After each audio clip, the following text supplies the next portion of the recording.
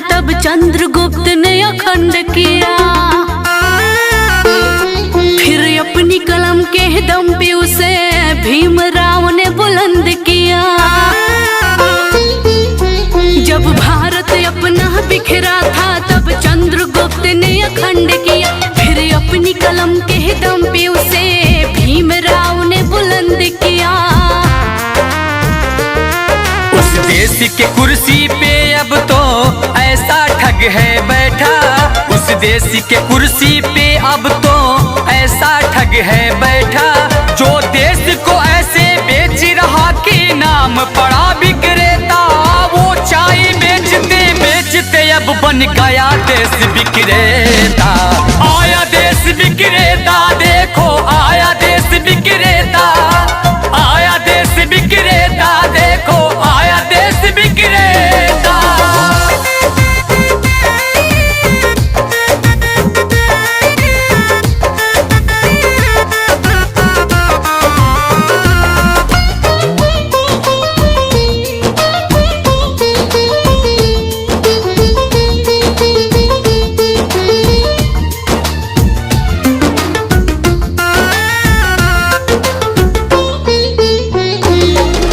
काला धन लाऊंगा कह के भारत का कोष भी साफ किया। श्रमिकों को भूखे मार रहा, धनिकों का कर्ज भी माफ किया।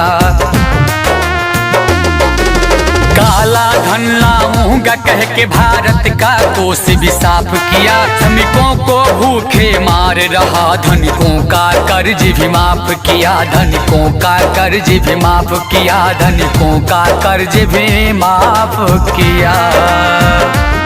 लाखों का सूट पहन के भी खुद को फकीर है कहता। जो देश को ऐसे बेच रहा कि नाम पड़ा विक्रेता।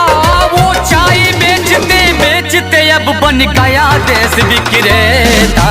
आया देश विक्रेता, देखो आया देश विक्रेता। आया देश विक्रेता, देखो आया देश विक्रेता।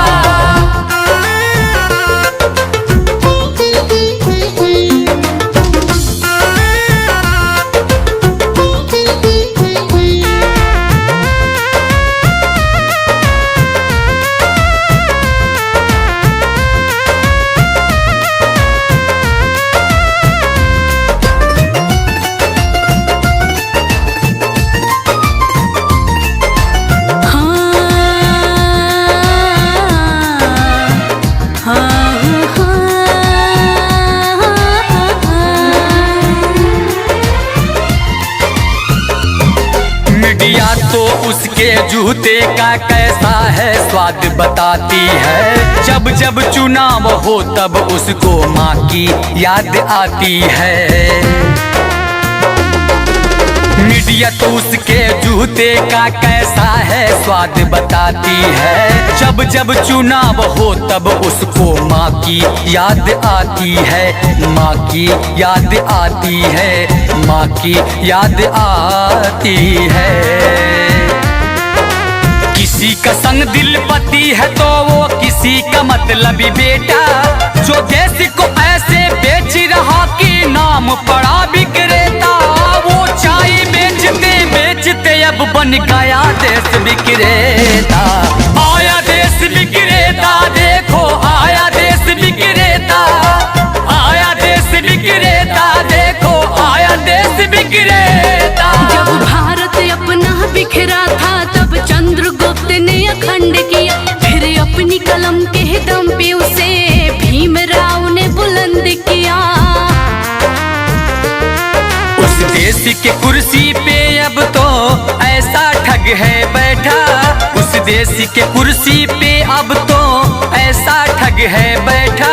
जो देश को ऐसे बेच रहा कि नाम पड़ा विक्रेता।